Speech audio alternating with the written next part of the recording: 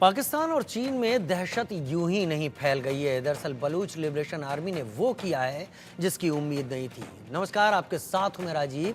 शुरुआत कर लेते हैं बड़ी खबर के साथ। बलूच लिबरेशन आर्मी यानी BLA ने पाकिस्तान में गदर मचा दिया है।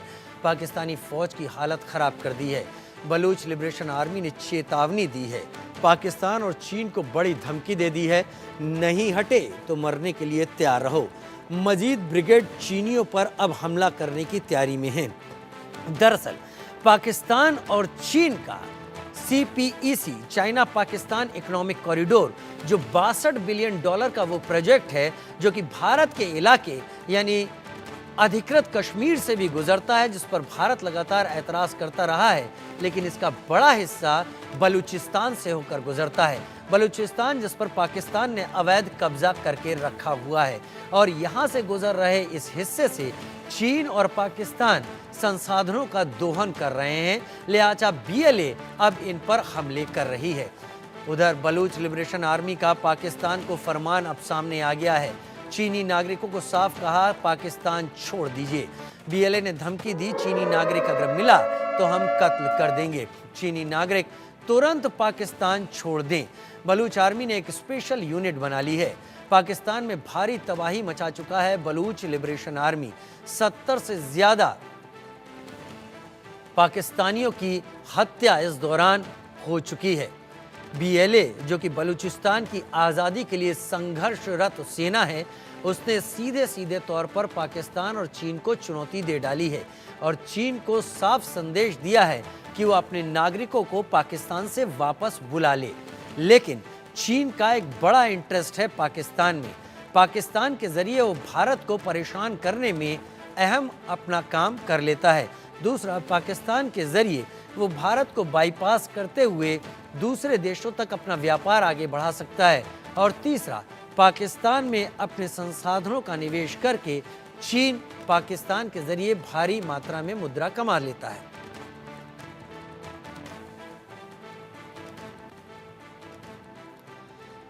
तो क्या पाकिस्तान में ड्रैगन पर बारूद बरसने की तैयारी है? BLA ने चीन और पाकिस्तान को धमकी दे दी है। चीनी नागरिकों के लिए बलूच लिबरेशन आर्मी ने एक नई ब्रिगेड बना दी है। CPEC प्रोजेक्ट को ये मजीद ब्रिगेड दहलाने की तैयारी में है। काशगर चीन से लेकर ग्वादर पाकिस्तान तक बनने वाला CPEC China Pakistan economic corridor, इसको दहलाने के लिए BLA ने मजीद ब्रिगेड बनाई है। खैबर पख्तूनख्वा में पुलिस ने CPEC यूनिट बनाई। बलोच आर्मी से CPEC की पुलिस यूनिट अब बुरी तरीके से पिट रही है। संवेदनशील साइटों पर कमांडो को तैनात करना पड़ा है। चीनी नागरिकों की सुरक्षा के लिए एक नई यूनिट बनाई है। पाकिस्तानी सेना इस CPEC यूनिट को 6 महीने की ट्रेनिंग दे रही है, जिससे वो बलोच लिबरेशन आर्मी से मुकाबला कर सके। लेकिन बलोच लिबरेशन आर्मी अपने इलाके से गुजर रहे CPEC को किसी तरीके का कोई जरिया नहीं देना चाहती। पाकिस्तान को वहाँ के संसाधनों का दोहन नहीं करने देना चाहती। लिहाजा BLA चीनी नागरिकों को सीधी धमकी अब दे रही है। बलूच लोग आखिर नाराज क्यों हैं? BLA आखिर ऐसे कदम क्यों उठा रही है, ये भी समझिए। कोई भी चीज़ यूं ही नहीं हो जाती। दरअसल पाकिस्तान सरकार का बलूचिस्तान के साथ भेदभाव लगातार सामने आता रहा है। पैसा बलूचिस्तान से उठाया जाता है और उसे पंजाब पाकिस्तान में खपा दिया जाता है। CPEC प्रोजेक्ट में पंजाबी और सिंध के लोगों को ही रोजगार दिया जा रहा है। पाकिस्तानी सरकार ने बलूचिस्तान के लोगों की उपेक्षा की। हालांकि बलूचिस्तान के बड़े इलाके से CPEC गुजर रहा है, लेकिन वहाँ के लोग वैसे ही बेहाल, वैसे ही फटे हाल और वैसे ही भूखे प्यासे हैं। उन्हें काम तक नहीं दिया जाता। लिहाजा बलूचों का विरोध है और बलोच लिबरेशन आर्मी तो खैर बलूचिस्तान की आज़ादी के लिए लगी हुई है। पाकिस्तान का भूगोल यानी ज्योग्राफिया भी समझ लीजिए। 4 प्रांतों में बटा हुआ है पूरा पाकिस्तान। करीब 4.25 लाख वर्ग किलोमीटर में फैला है पाकिस्तान। पाकिस्तान के कुल क्षेत्रफल का 45% बलूचिस्तान है। तेल और गैस संसाधनों से संपन्न है बलूचिस्तान का इलाका। पंजाब आबादी के आधार पर पाकिस्तान का सबसे बड़ा प्रांत है। राजनीति और नौकरशाही में पंजाब के लोगों का दबदबा है। चौथा और सबसे बड़ा प्रांत है बलूचिस्तान, जहां पर बलूचिस्तानी लोग पाकिस्तान के सबसे गरीब समुदाय से आते हैं और पाकिस्तान अक्सर अपने इसी समुदाय को भूल जाता है और यहां पर पाकिस्तान इनके लिए वो नहीं करता जो किए जाने की ज़रूरत है। अहमर मुस्तकान सीनियर जर्नलिस्ट के तौर पर मेरे साथ जुड़ रहे हैं और सुमित पीर पॉलिटिकल एक्सपर्ट के तौर पर मेरे साथ जुड़ रहे हैं। पहले सुमित पीर, मैं आपका रुख कर लेता हूं। आखिर अचानक ऐसा क्या हुआ? हम सभी जानते हैं बीएलए लगातार बलूचिस्तान की आज़ादी के लिए पाकिस्तान में काम कर रहा है, लेकिन अचानक ऐसा क्या हुआ कि बीएलए पाकिस्तान से सीधी टक्कर लेने लगा? पाकिस्तान की पुलिस और आर्मी के साथ वो ऐसी क्लैशेस में इन्वॉल्व होने लगा जहां पर बहुत सारे लोगों की जानें जाने लगी और बलोच लोग अब किस बात पर ही राजी होने के लिए तैयार दिखते हैं? सुमित, सबसे पहले तो राजीव भाई, आपको साधुवाद और शो में बुलाने के लिए बहुत आभार। तो विषय पे आते हैं। देखिए, ये प्रताड़ना और ये जो उनका जेनोसाइड पाकिस्तान आर्मी करती रही है, उसका नतीजा है। बलूचिस्तान में 20,000 से ज़्यादा लोग मर चुके हैं, मास ग्रेव्स मिली है, कई हजार लोग वहाँ राजीव भाई अब भी लापता है, जिनको पाकिस्तान आर्मी ने ठिकाने लगाया है। वहाँ हेलीकॉप्टर गनशिप का इस्तेमाल किया गया, हेलीकॉप्टरों से उन्होंने बलोच लोगों को फेंक के बड़े बेरहमी से मारा है। और आप देखिए, यहाँ की परिस्थिति तब बदलती है जब यहाँ पे ग्वादर, जो बलूचों का एरिया, वो सीधा सीधा हवाला कर दिया गया पाकिस्तान चीनियों के। यहाँ एक एयरपोर्ट भी बना है, ग्वादर पोर्ट के साथ एयरपोर्ट भी बना। और मैं आपको बता दूं, ग्वादर पोर्ट अभी दुनिया का सबसे अंडर यूटिलाइज पोर्ट है, सबसे अंडर यूटिलाइज पोर्ट है। इसके बाद रिकोडेक की माइने हैं, यहाँ यूरेनियम है। तो बलोचिस्तान का पूर्ण चीर्ण हनन करके चीनियों का पेट भरना, पाकिस्तान के जनरलों का पेट भरना, यह है उनकी साजिश, और बलोच लोगों का शोषण और उत्पीड़न करना। अब देखिए, इन्होंने पीछे क्या हुआ है। पीछे इन्होंने जो पोर्ट था, जो एयरपोर्ट था, चीनी कहते रहे भाई इसका इनॉग्रेशन हुआ, हमें दे दो, हमें दे दो। उन्होंने चाइना को नहीं दिया, वो अमेरिका को दे दिया। अमेरिका को क्यों दे दिया आसिम मुनीर ने? क्योंकि जब ईरान से अमेरिका की जो रस्साकशी चल रही है, अगर इजराइल ईरान वाला युद्ध आगे बढ़ता है तो अमेरिका उस एयरपोर्ट से उठेगा और ईरान पे बमबारी करेगा। ये बलोचों को पता है। बलोचों को ये भी पता है कि पाकिस्तान, अमेरिका ने हमें एक टेररिस्ट ऑर्गेनाइजेशन 2017 में घोषित कर रखा। पर अगर आप वीडियो देखें, उसमें सीधी सीधी धमकी है। पहला आरोप लगता, चाइना, तुमने पाकिस्तान आर्मी के साथ मिलकर हमारे गांव के गांव खत्म कर दिए, हमारा जेनोसाइड किया। तो पहली बार बलोच आर्मी का एक सेंसेशनल क्लेम आता है कि पाकिस्तान की फौज के साथ मिलकर चीनियों ने वहां जेनोसाइड किया है। तो चाइना जेनोसाइड केवल उग्रों का अपने देश में नहीं कर रहा, बल्कि पाकिस्तान में बलोचों का जेनोसाइड किया। दूसरी बात, भाई तुम हमसे पूछ के तो यहाँ आए नहीं थे, हमारे संसाधनों पे तुम कब्जा कर रहे हो, किसके बाप का राज है तुम्हारा? तीसरी बात, चाइना का इरादा क्या था राजीव भाई? जब ग्वादर पोर्ट चालू होगा, 1 मिलियन 10 लाख चीनियों को वहां बसाया जाएगा। धीरे, आप जानते हैं बलोचिस्तान की आबादी बहुत कम है, धीरे धीरे चीनियों को बसा बसा के डेमोग्राफी चेंज की जाए और बलोचिस्तान पे पूरा पूरा कब्जा किया जाए। ये इनका तीसरा प्लान था। अब चौथा प्लान क्या, वो आप देखिए, अभी जो अमेरिका और ईरान की जो लड़ाई वाला, अमेरिका ईरान इजराइल वाला जो समीकरण बन रहा है, ये माना गया है कि पाकिस्तान ने बोला भाई मैं ईरान के पूरा साथ और ईरान को समर्थन दूंगा।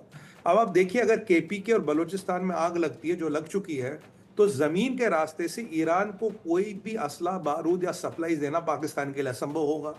एयर के रूट से जाएंगे तो इजराइल और अमेरिका तो बहुत अच्छे एक्सपर्ट है, वो एयर वाला ट्रैक कर ही लेंगे। जमीन के रास्ते से खच्चर पे रख के, गधे पे रख के कौन सी सप्लाई गई, वो ट्रैक करना थोड़ा मुश्किल होता। अब बलूचिस्तान में भी आग लगी है, केपीके भी में आग लगी है, यानी कि ईरान को सप्लाई देना बंद। बीएलए का देखिए, बीएलए ने सीधा सीधा टारगेट किया है चीनियों को, धमकी दी है चीनियों को, और 2 इंपॉर्टेंट काम किए बीएलए ने। एक, जो क्वेटा रेल लाइन जा रही थी उसको उड़ा दिया, जो दूसरी रेल लाइन ईरान जा रही थी उसको भी उड़ा दिया।